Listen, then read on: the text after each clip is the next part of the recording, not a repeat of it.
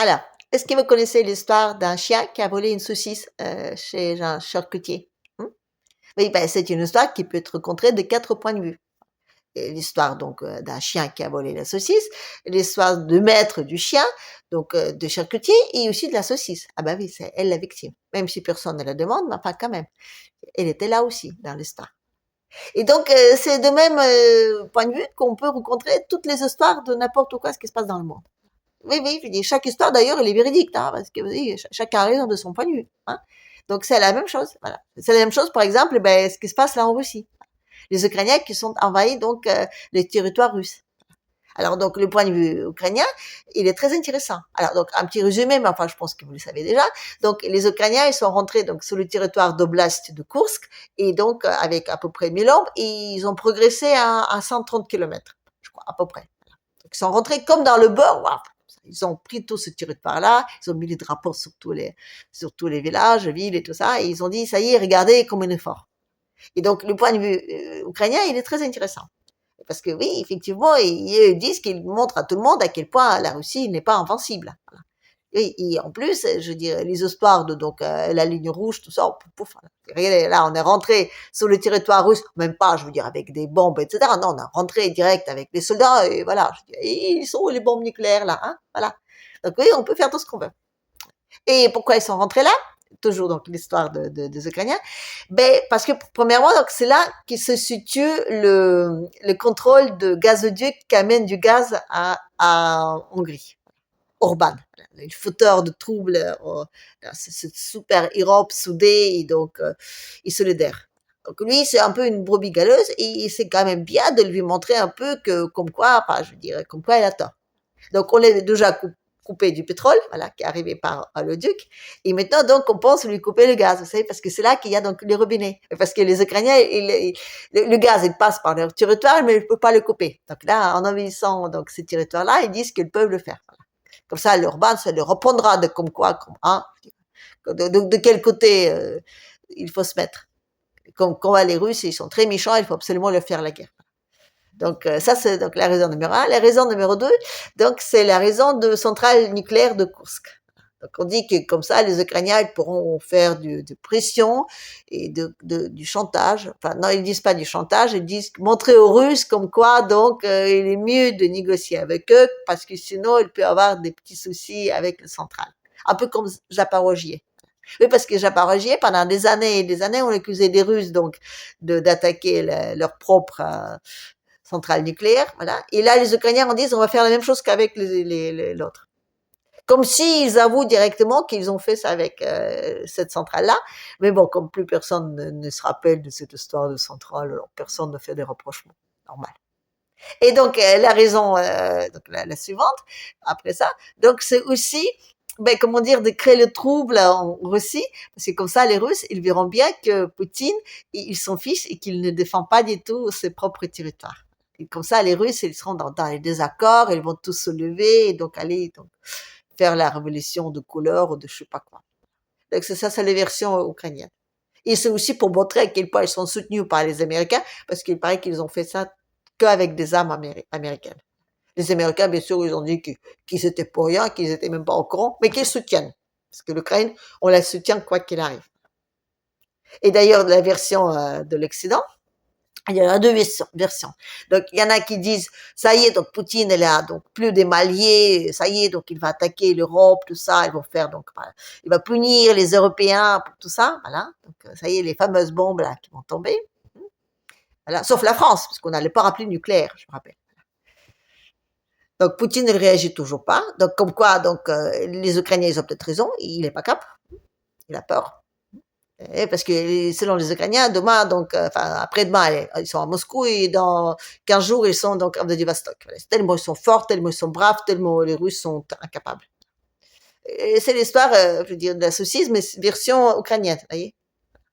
Alors après, donc, je dis donc les médias français. Voilà. Donc il y en a qui disent que ça y est, ils vont attaquer, et il y en a qui disent que c'est carrément pas des Ukrainiens. Ils disent que c'est des Russes. oui, oui, j'ai entendu ça sur un média. Donc, ils disent que c'est des Russes. Voilà. Parce qu'il y a tellement de Russes qui détestent Poutine qu'ils vont s'engager donc auprès des Ukrainiens pour aller combattre des Russes. Et donc, c'est ces troupes-là, donc des Russes fous furieux, qui sont allés donc juste là. Il y en a aussi qui disent que ça a été fait juste pour que, après, les Ukrainiens, quand ils ont donc pris les territoires russes, ils pourront les négocier contre les territoires ukrainiens que les Russes ont pris. Et on fait un petit troc. Bon, moi, bêtement, je me disais, pourquoi n'a pas aller directement prendre les territoires, enfin, je considère comme ukrainiens, enfin, ceux que les Russes donc pris depuis quelques mois là. Pourquoi aller s'attaquer au territoire russe? Mais il paraît que je tout faux. Oui, parce que là, il y a des armées russes. Voilà, c'est des soldats russes. Il faut combattre des soldats. Non, non, non. Là, il y a que des civils. Alors donc les Ukrainiens, ils sont arrivés avec donc leurs petits blindés, leurs petites mobilettes, tout ça, avec des armes. Il faut sur tous les civils, femmes, enfants, tout ça, bébés, tout ça. Et donc, ils ont pris les territoires, ils ont mis leur drapeau ukrainien partout, ils ont pris une photo, ils ont dit, regardez comment on est fort. Oui, parce qu'il faut quand même se battre qu'en Ukraine, il n'y a pas de bavure. Non, non. Dans le sens que, c'est pas genre, ils font, comment dire, ils tuent sur les soldats, ils tirent sur les soldats et ils tuent les civils. Non, non, non, non, non, non. Eux tuent sur les civils direct. Et c'est pas considéré comme une bavure parce que tuer les Russes, c'est normal. C'est logique. Ils sont tous. C'est comme en Palestine, vous voyez. Tuer des enfants, des femmes, tout ça, je dis c'est normal parce qu'ils sont tous, enfin, c'est des Palestiniens, quoi. Donc c'est normal de tuer des Russes, peu importe comment. Et c'est mieux quand c'est des civils parce que comme ça, ils ne les ripostent pas. Et puis comme Poutine, il paraît qu'ils s'en fout, donc c'est dans les versions donc, françaises, comme ils s'en fout qu'il balance ses hommes comme ça, j'ai 1000 ans par jour, il balance ses hommes comme ça partout. Voilà. Ah, parce que je dis Poutine, il s'en fout. Et puis il est pas humain, il est obscurantiste. Et rien que regarder donc je veux dire ça, les prisonniers, voilà. Quand il y a un échange de prisonniers, quand on voit les prisonniers donc qui étaient en Russie, quand on voit des prisonniers qui étaient donc en Ukraine, ben, on voit bien que, enfin, hein, on voit bien qu'ils sont civilisés. Hein. Enfin, on dit on va bien, mais on ne le montre pas. Mais de toute façon, on croit ses paroles, parce qu'on sait d'emblée que les Russes sont des méchants, donc on peut dire tout ce qu'on veut sur eux. De toute façon, tout le monde y croit. Les preuves, mais non, on n'a pas besoin de preuves. Non. Oui, il y a des preuves comme quoi les Russes ne sont pas responsables des crimes dont on les accuse. Mais comme il faut du temps, le temps qu'ils arrivent à prouver qu'ils n'étaient pas responsables de ça et de ça et de ça, on les a déjà mis d'autres trucs dessus. Alors du coup, ils passent son temps à ramer pour se justifier des trucs qu'ils n'ont pas commis. Mais de toute façon, on va pas revenir en arrière, hein, parce que déjà, il y a toujours plein, il y a une liste entière de trucs qu'on peut leur mettre sur le dos. Alors voilà. Et puis qu'on en met tellement que voilà. Et puis de toute façon, ils passent son temps à se justifier, donc c'est normal, ça veut dire qu'ils sont coupables. Voilà. Donc ça, c'est la version française. Après, il y a la version russe. Voilà. Alors, la version russe, elle est un peu différente. Enfin, il y a aussi deux versions. Il y a les versions de ceux qui sont donc attendus, les chants de sirènes, et qui disent ça y est, on y va tous, on va les attaquer. Oui, parce que c'est vrai, ils disent eux, ils tuent nos civils, pourquoi nous, on tue pas les leurs? C'est vrai, ça se tient. Oui. Il y en a beaucoup qui disent oui, on n'a que prendre tous nos trucs planantes et d'aller raser l'Ukraine, et comme ça, la guerre est finie. Et Poutine, il dit non. Oui. On lui traverse des lignes rouges, on traverse des lignes rouges, et il dit toujours non. Oui, parce que lui, il dit que c'est que le début. Donc, il tient ses hommes. Oui, oui, c'est leur version, voilà. Lui, il dit qu'il tient ses hommes parce qu'il sait très bien que c'est n'est que le début, je veux dire, pas de la guerre de Ukraine, mais il dit que cette guerre-là, même si elle sera finie, on en aura d'autres. Oui, parce que l'Occident, il est vraiment, il est décidé comment dire, d'envahir la Russie. Oh, attention, je veux dire, attention, ils vont l'envahir, mais je veux dire en prévention, parce qu'il paraît que la Russie veut envahir l'Occident. Voilà. Et on sait même quand, là, ce sera dans, allez, 4-5 ans, je dis juste au moment où l'Occident sera prêt. Voilà. Parce que les Russes, ils attendent que l'Occident soit prêt, donc pour l'envahir, pour l'envahir en échange. Voilà. Donc, ils vont l'envahir quand l'Occident sera prêt, ils vont envahir la Russie, qu'elle, elle voudra l'envahir au moment où eux seront prêts, parce que eux vont entendre sagement de. Non, on nous raconte ces trucs-là et tout marche. C'est quand même assez étonnant comme on arrive à dire n'importe quoi. C'est d'ailleurs, vous savez, là, au Sahel, oui, au Sahel, oui, c'est toujours la même histoire de chien et de saucisse. Voilà, donc oui, au Sahel, il y a le terrorisme là-bas, voilà, donc le terrorisme donc contre lequel la France a lutté pendant des années, voilà. Donc les Sahéliens, donc les Maliens par exemple, ils les ont virés, ils disent tiens on va mettre des Russes en place. Voilà, donc le Sahel a demandé, enfin le Mali, donc Niger et Burkina, enfin, bref, ils ont signé des contrats avec Wagner, comme quoi les Wagner, il va venir. Enfin, attention, pas avec Wagner, non, ils ont signé des contrats avec des Russes, voilà. Ils ont signé avec les contrats avec donc l'autorité russe en demandant de l'aide pour les luttes contre les terroristes. Et la France, elle est terriblement vexée parce qu'elle pensait qu'il y a qu'elle qui pourrait le faire et qu'elle le faisait très bien. Donc, elle veut absolument prouver que les Russes ne sont pas capables. Et là, donc, il y a des recrudescences de terrorisme et, figurez-vous, parmi ces terroristes, il y a plein d'Ukrainiens, voilà, qui, en plus, revendiquent leur présence.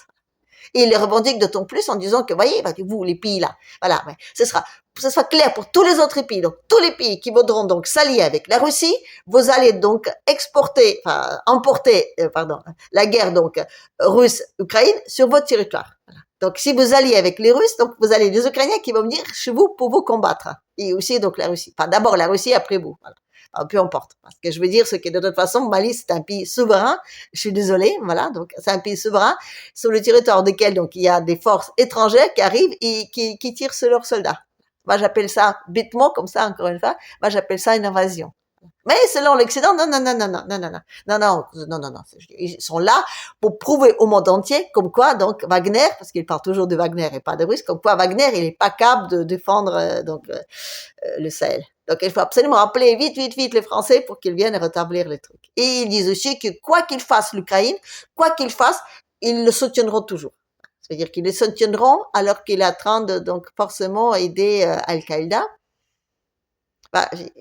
Pareil, vraiment, je me pose des questions parfois vraiment très bêtes, mais je comprends toujours pas. Parce que, vous voyez, dans la logique, je veux dire, normalement, quand on soutient un mouvement très terroriste, comme ça, Al-Qaïda, normalement, quand un pays soutient, on les considère comme un pays terroriste. Et donc, les sanctions et tous les soins de soin, voilà. Et là, l'Ukraine, elle le fait ouvertement, comme ça, comme quoi les Russes, c'est pire, hein.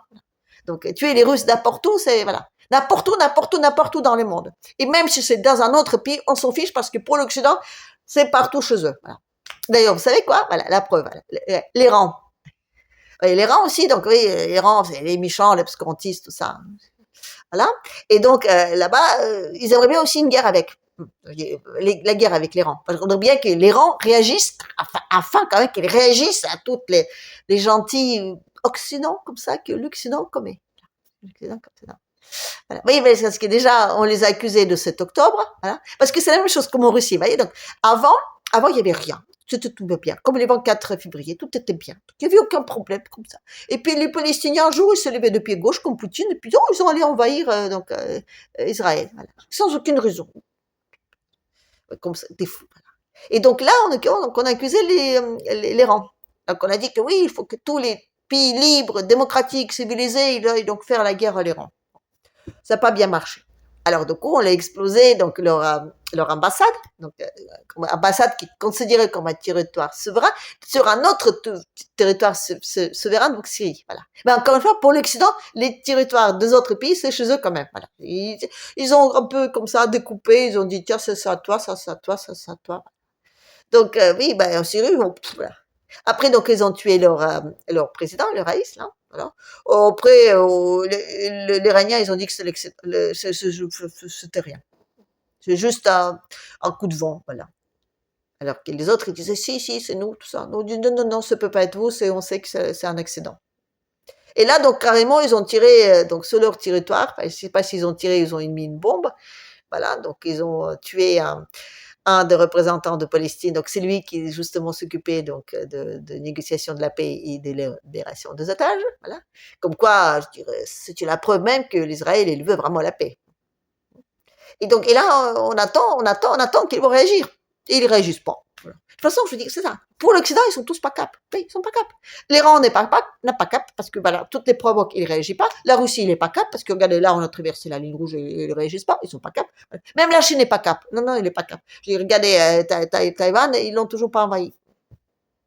À moins que, si on se met toujours à la place de la saucisse, on dirait que peut-être qu'ils n'ont pas envie de déclencher une guerre, quoi.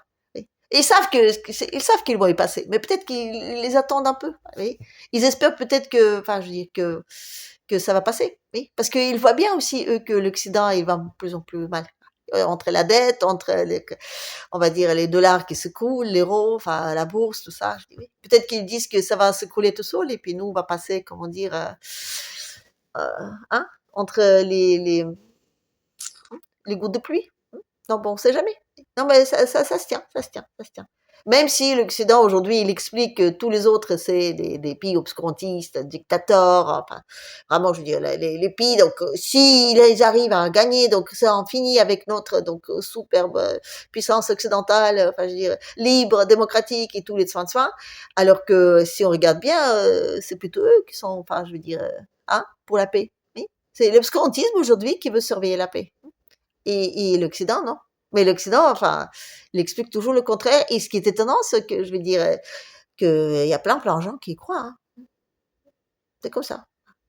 C'est encore une fois l'histoire de chien et de la saucisse. Chacun a raison de son point de vue.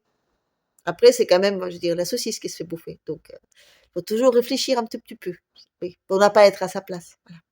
Parce que c'est beau d'écouter tous les médias, comment dire, qui nous expliquent que les autres c'est des méchants et que nous on est des gentils. Mais parfois peut-être qu'on peut aussi s'interroger si on est si gentil que ça. Voilà. Sur ce, je vais m'arrêter là. Donc je vous souhaite de profiter d'aujourd'hui parce que comme d'hab, demain ce serait bien pire. Et en attendant, donc je vous demande de partager, de j'aimer, de laisser des commentaires et de vous abonner si possible. Voilà. Et moi je vous dis à la prochaine.